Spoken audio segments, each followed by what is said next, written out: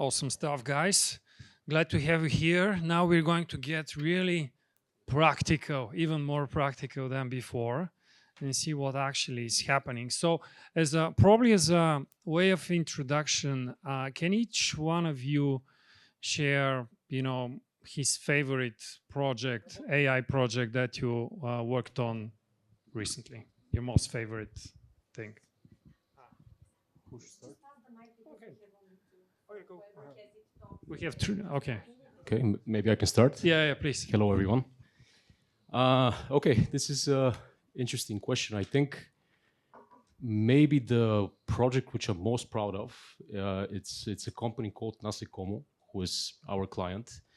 And this is put simply, this is a company which farms insects to produce food for livestock. And at first glance, this might not seem like something which is very exciting, but actually, this is solving actually one of the biggest problems in the world today. Because the way that these things are traditionally done is by building soy farms. And soy farms emit huge amounts of carbon emissions every year. And also to build them, we cut down about 2 million hectares of the Amazon forest. So what Nasikomo does, it provides basically a sustainable alternative to that. And the aim is to save around 14 million tons of carbon emissions every year. So just to put this into perspective, imagine all the cars in Bulgaria that you have, imagine that they suddenly disappear. This would be the effect of just in the course of 1 year. And the reason why I'm also mentioning this is because this entire project is something which would be entirely impossible without artificial intelligence. It's just that when you deal with a live animal, with a live organism, there's just so many thousands of decisions per second that you need to make that the human being alone cannot handle. And it's a combination of a lot of different technologies to control absolutely everything. So you have computer vision, taking pictures of these insects and basically estimating their size, their health, their survival rates.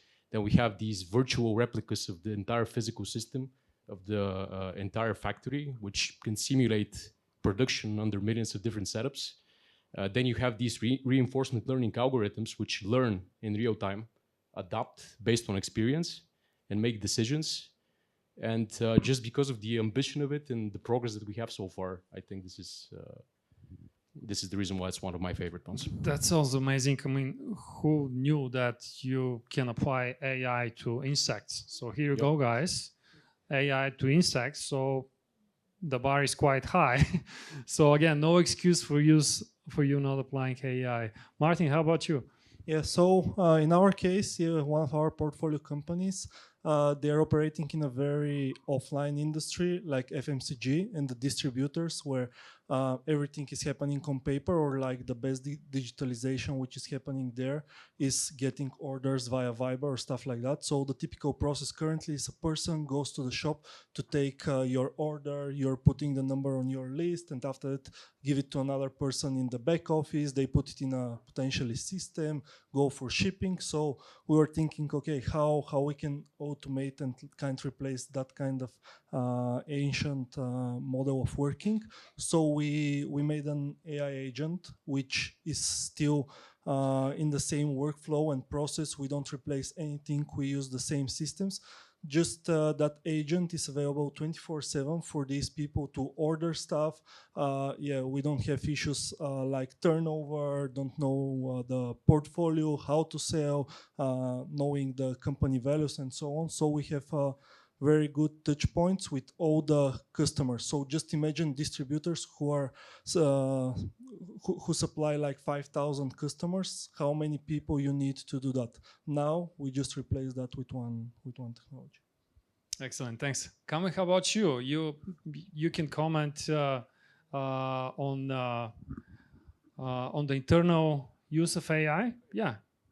So we're talking today a lot about startups and how they can leverage. So we are not a startup, obviously, and we've been around for quite some time. And you mentioned how interfaces are gonna be left in the dust. So we are an endangered species in that way. And my favorite AI project that we worked on is not something built into our products, because if we don't do that, we're gonna die. It's actually how we started using AI years ago, and now we're getting the real benefits of it. So when AI became a thing, when the generative AI boom became a thing, we already had an AI team of 4 or 5 engineers. Like we started about 9 years ago. We were like, okay, so 35% of the company is customer service. If we're gonna use AI heavily, those people could lose their jobs. So we need to do something to empower them. And we started thinking about an internal platform where we need to give the tools to people, like graphical user interfaces still at the time, to build their own tools to empower them to do more. And what we see now is that people are leveraging up on that. So a person from customer service like, "Oh, okay, I built an internal bot that gives me all the relevant knowledge base articles for that specific case that I'm seeing right now. And this person has never coded before. Like, it's just using that internal platform. And that is very, very frightening and at the same time empowering, because you see how people are transitioning in between the companies, so it becomes much more fluid. Like, you have people that were in design and now they are into development.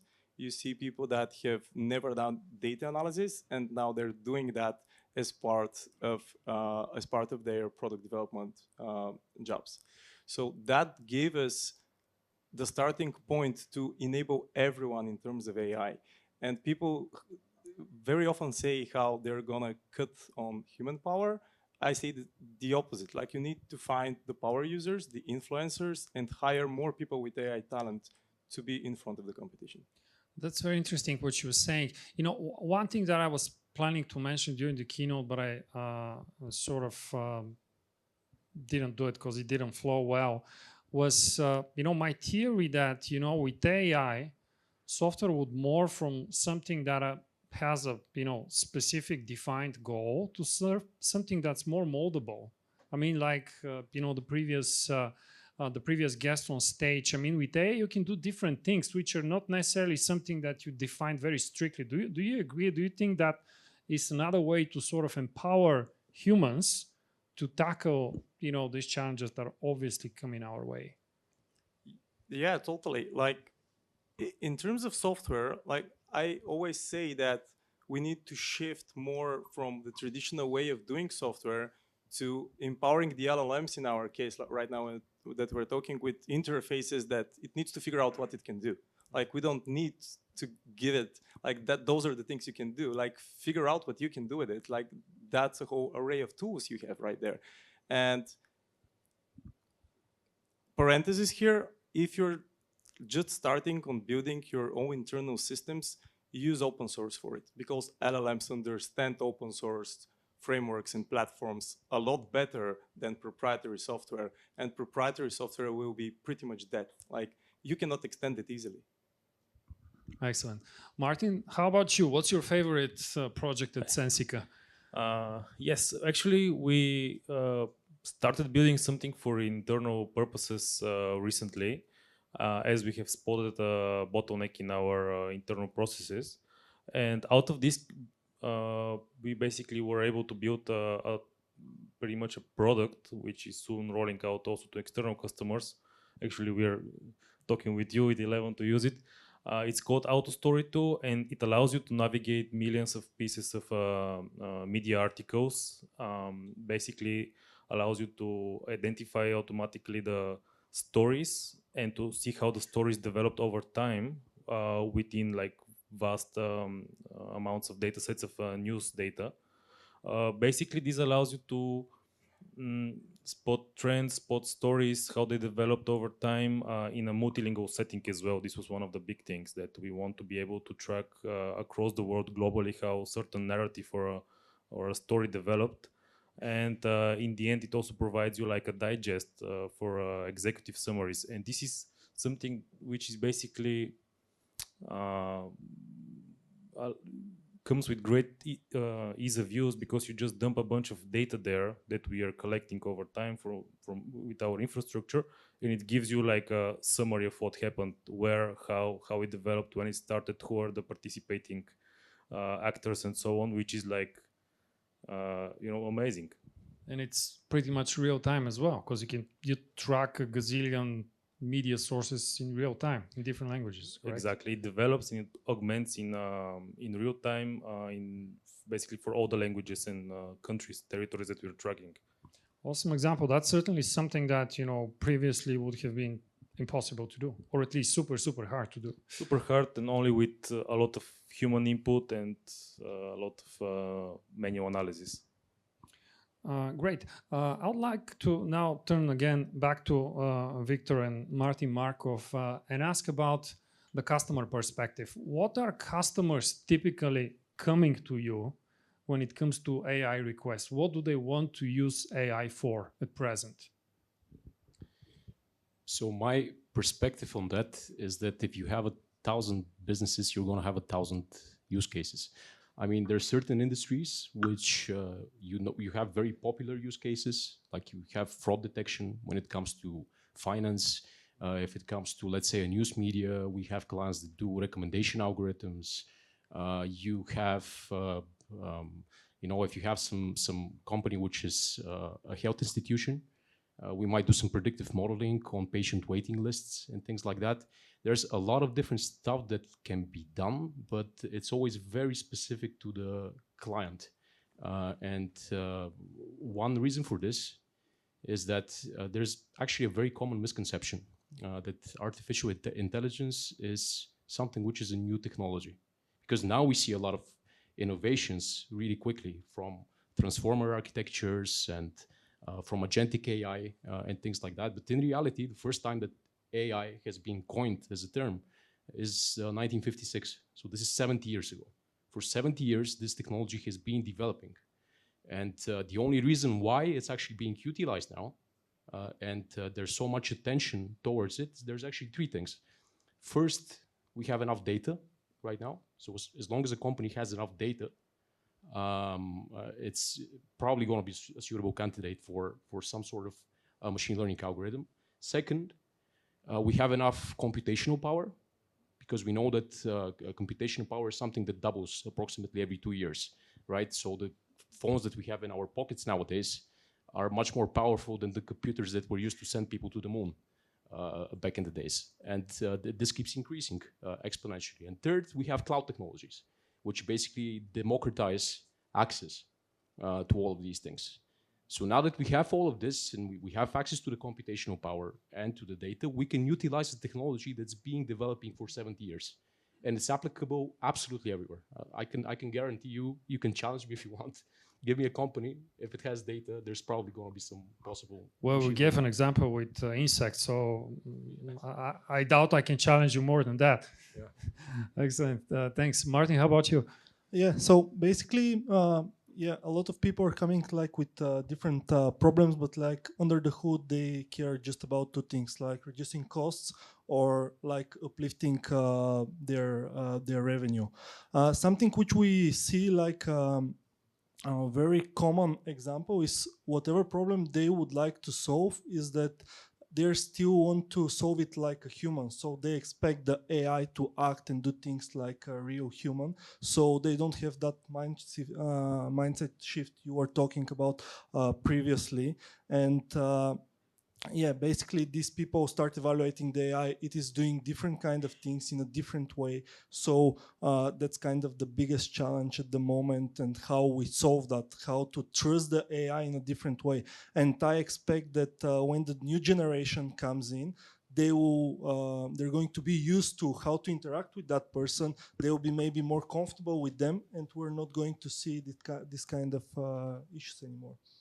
Cool. Let me shoot a quick follow-up question again to the two of you. What are some, in your view, wrong reasons that customers are coming to you and asking for AI? So, okay, this is an interesting one. It's actually a very important one, because what normally happens is that whenever you have a boom of some big technology, there's a lot of buzzwords which happen all the time. First it was big data, then it was digitalization, going digital. Now it's generative AI. And a lot of the times there's very good reasons for that, right? Because if you think about all the language models and in general the whole transformer architecture which came out in 2018, This is going to completely redefine the way we think about big data and the way we think about problems.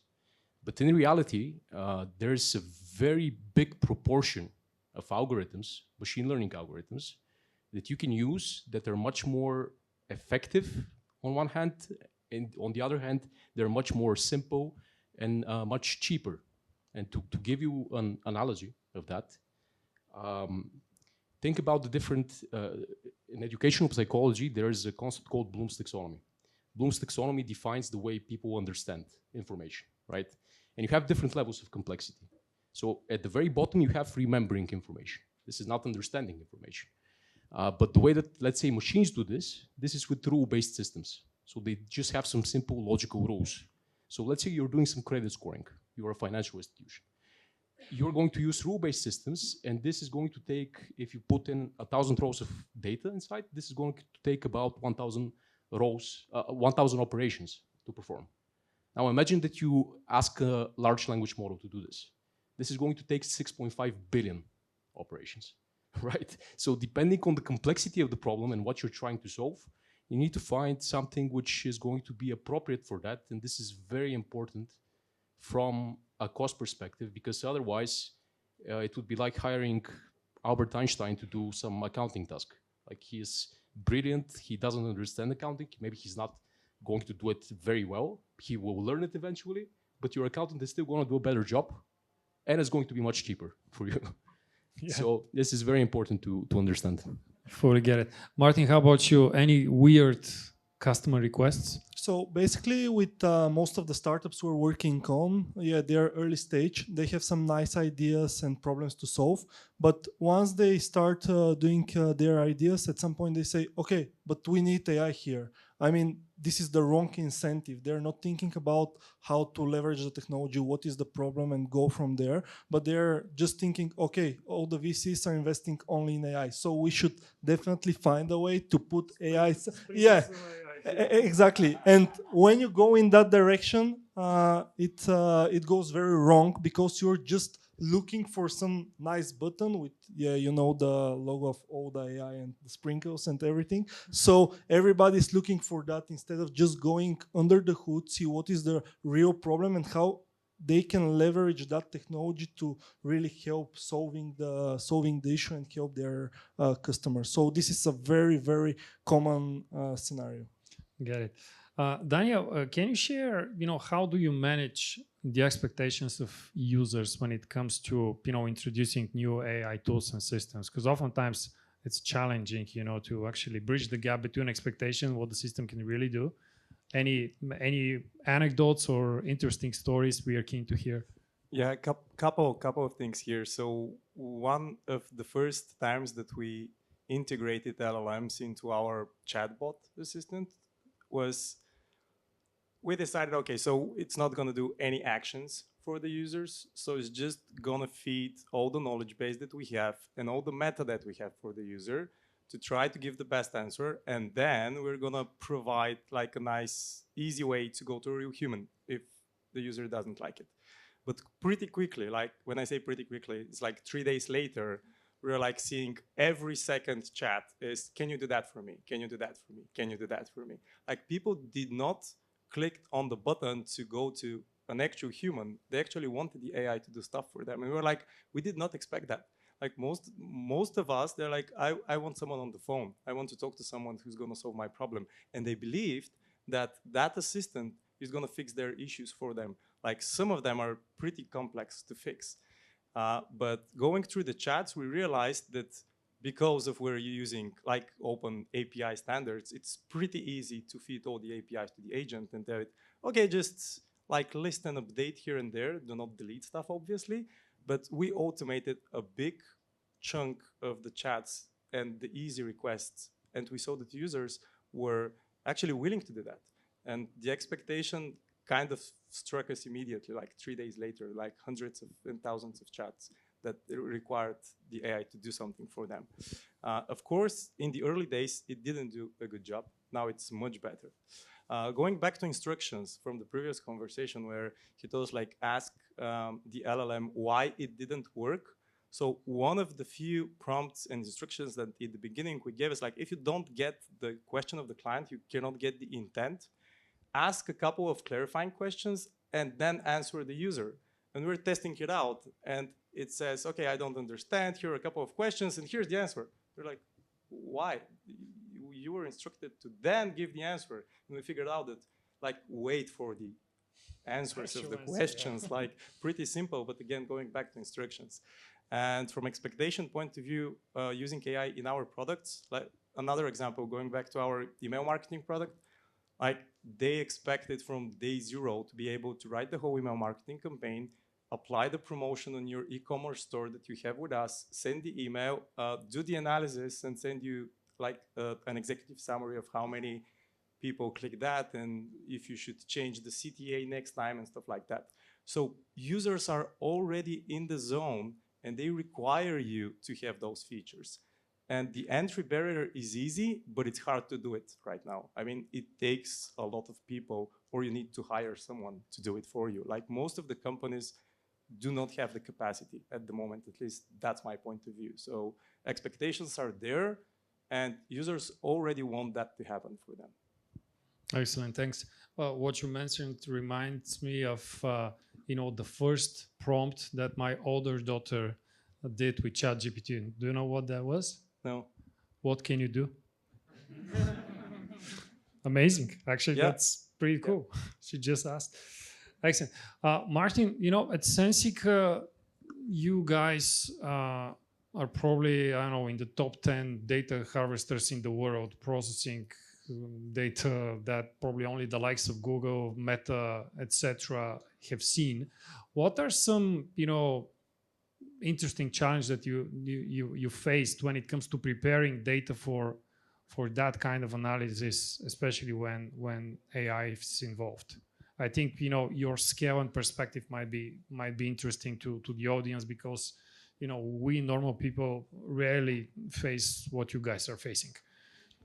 Yeah, thank you for the question. So actually, even before AI, in general, before the data hits the AI pipelines, you still need to do a lot of pre-processing just for the normal everyday use of the platform that we already had. So even before going on the integration of all the AI mechanisms that we have, we needed to clean this data, and this is actually something that has been done and is an ongoing process.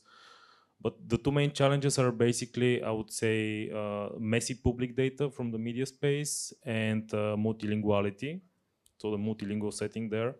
For the first problem, it's of course addressed by very heavy and very robust data cleaning pipelines, which periodically are being updated, and each type of incident is being logged. You gather a lot of statistics. You then try to cover all the new edge cases, where basically also AI helps as well to analyze all the incidents that have happened and to create new rules for the cleaning and add them to the existing ones. So this portion of the data processing is a huge one, and it's mostly being automated, of course, by trying to reflect on what happened and to be adding constantly new rules, because also the standards are changing in which HTML is displayed, media data is visualized and published. So yeah, for the multilingual part, this is basically, of course, has to do a lot with AI already. Obviously there we employ language detection mechanisms, but on top of this, when I joined Sensic 4 years ago, my vision was that we need to build a language agnostic model architecture. So we should not scale language by language, and this is back when large language models were not a standard. You could not just tell it, now answer me in German, now in Italian. This was not a thing. So basically we started back then fine-tuning and training our core models on more than one languages at a time. And we were basically trying to scale like the top 10 languages, then top 50, and so on and so on. And now basically all our models cover all the 150 languages simultaneously. And overall, the field of AI and NLP has developed in this direction as well. Everything should be multilingual because it seems that in general, when you have bigger models which are multilingual, the less representative languages which don't have so much data to be trained on are somehow benefiting from related languages, and generally more niche languages are getting better results when they're trained together with more represented languages. AI magic. Yeah. Excellent. It sounds fascinating. Can you guys, any of you, whoever has a nice story, share an anecdote of something surprising in terms of a challenge that you faced after deploying AI project? Everything was always smooth? No surprises? Nothing is ever smooth. Like there's a saying, if you have data, you have a problem. Normally, I'm just trying to think of something which is interesting enough to share right now, because most of it's basically, Sure. Okay, let me frame it in a different way. And this sort of boils down to human behavior. Have you seen, or can you comment how humans actually, your customers or internal colleagues, are actually adopting the system psychologically? I mean, do they oppose certain aspects? Do they just embrace it full on? Because there's obviously a big debate that, yeah, it's great that we're all working on AI and adopting AI, but in essence, we are digging our own graves here. So what are you seeing in your experience? Yeah, so I can share a personal story for like a week ago. So my email client, they introduced a lot of cool AI features to qualify emails, to skip my inbox, which was really cool because I receive maybe 100 or 200 emails per day. So I enabled that immediately, as I see myself like early adopter. I'm really okay with trying new stuff. And the first thing was to remove all the cold emails and pitches from my inbox. And yeah, I was fine. Everything was filtered. My inbox was reduced maybe by half. And one day, one colleague of my team said, "Did you see that email?" And it was a request from a potential client, which potentially could be a very, very big ticket. And I missed that email because the AI just put the wrong label on it and it skipped the inbox. And I checked all the emails in that inbox, maybe 200, 250 emails there. This was the only one mistake, but immediately after that, I disabled the feature, and I prefer to check all these emails now. So what I generally notice is that there's, first of all, very big fear in people, and it's not just about losing what they do, because this is something that you can implicitly see, like when you speak with certain people, when you try to implement a certain idea, and it's something that somebody has been doing manually, let's say before that we would like to automate, they're always very skeptic about it, and there's like somewhere in the subconsciousness, it is some fear that AI is going to take over and that they're not going to have to do anything. And I think this is a very general problem, because I think it's a very big misconception as well. So what is going to happen with AI is basically what happened a lot of years ago with all the 3 industrial revolutions that happened before that. And this is shifting efforts to things that the computers cannot do. So if you think about the educational systems, for instance, now, and the way that they're also changing, like a lot of the Ivy League universities in the United States, for instance, in Stanford, they have changed the way that they do education as well. And they are more focusing now on problem-oriented types of classes, where real companies have real problems, and they pose them to students. And what the students do is they do not just remember some information and try to solve some tests, but they're trying to work on an actual problem for a real company. Because one of the things that AI would be very difficult to replace is the ability for us to have critical thinking. So critical thinking and this sort of creativity that we have, it's going to come at some point. I mean, artificial general intelligence could be, in the future, but we still haven't reached it. and I believe it's still very far from that. I hope you're right. Yeah. I really do. Yeah, I think I have a perfect example for this. So, when developing the tool that I mentioned already, obviously we also have our internal media analysts in the company. Um, so the feedback from them has been great, actually, which was very surprising to me. You know, I was expecting a bit of panic, but actually they are now our champions, which are educating external customers how to use this tool. They don't feel the need that they need to scale internally in terms of a team to do all this data wrangling manually, data analysis, and so on.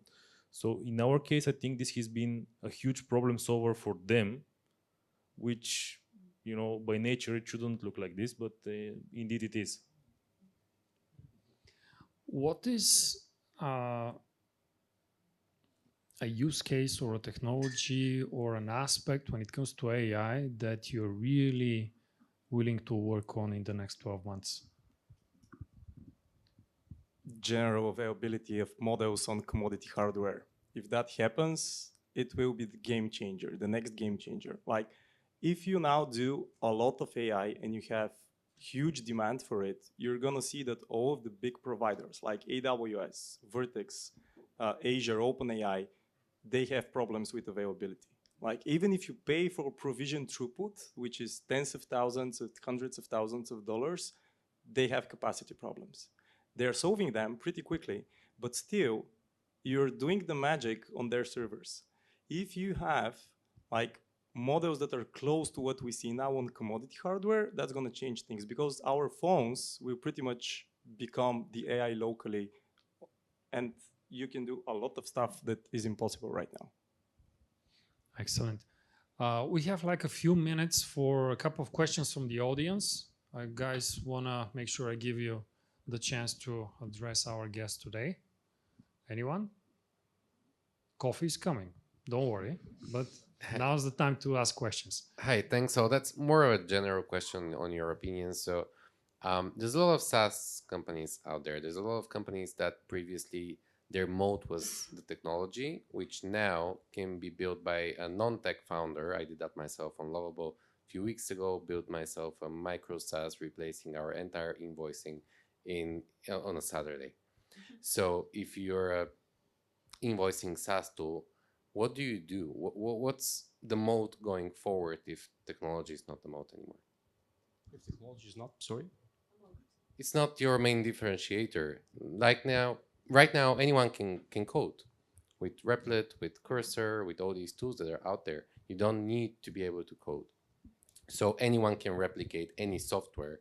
And I guess you're going to answer data, and that's a part of it. But what else? What's the other thing that makes you different and makes you stand out of the competitors? So my personal opinion is thinking about combining existing technologies in innovative ways. So this is something that we do with Nasicomo, as I gave an example. Because the thing is, this is going to be akin to asking a question back in the 2000s. If internet is not the differentiator, what do you do about it? Right? Because internet came out. Now you don't even think about such a question. I mean, this technology is going to become so standard.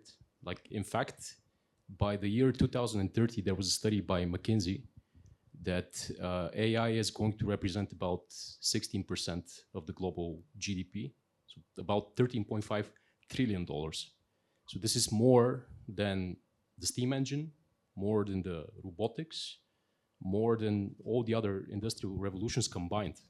Like, imagine how big of an impact this is going to be. And the companies that do employ AI are expected to double in size, so more than 100%. And those that do not adopt early AI are going to shrink by 25%.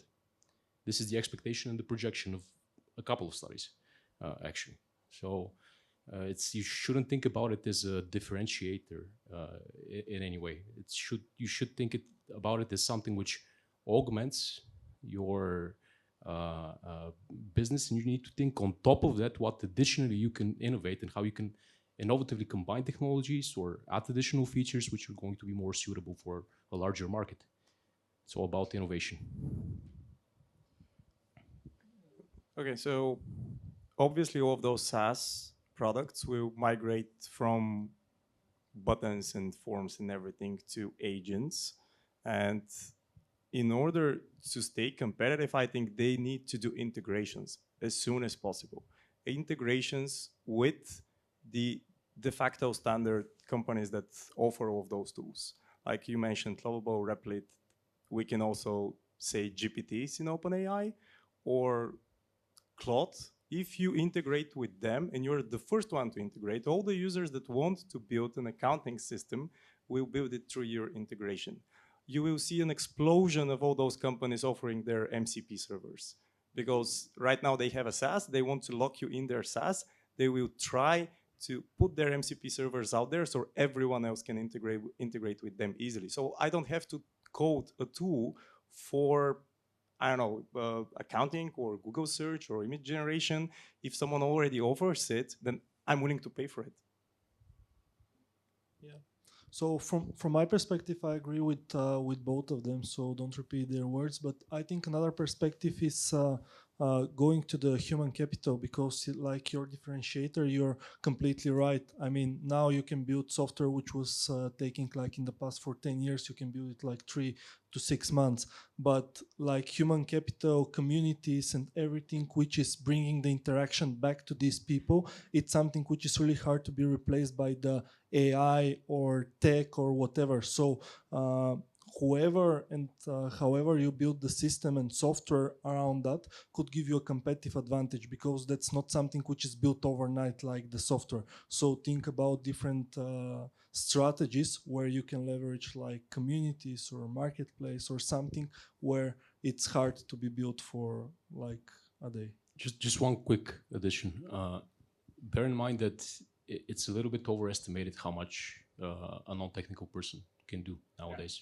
Because it's, I can assure you that there's like the cases that we're working on, let's say in the company that involve AI, I can tell you that 99% probably are not something that can be applied by somebody who does not have any technical knowledge, because there's a lot of out-of-the-box solutions, but the use cases for which you have to iterate, think about it, understand in theory, in depth, the machine learning in general, so that when you see some results that do not make sense, you know how to go inside the code and tweak something so that it starts working for you. You know, this requires a lot of technical knowledge, a lot of education, and a lot of people to be able to do. Recommendation systems is one example like that. Sometimes an out-of-the-box solution can work. A lot of times you have to build something which is very tailored to the specific data that you have, to the specific business use case that you have, and this requires still a lot of expert knowledge. Also, very quick one from my side. A lot of things are getting commoditized by this large language model hype, and you need to think a little bit ahead if the tool and the use case that you're building wouldn't be like in 6 to 12 months if it would not be already included in a horizontal solution like ChatGPT, for example. You used to not be able to upload files there, and Excel files. Now you're able to, with not great accuracy maybe sometimes, but it's going to improve. So maybe don't build a tool who can process Excel files, because in 6 months it's going to be already included in a very horizontal solution. Thanks a lot to our guests. That was a very nice conversation. And now it's time for coffee, guys, and a break.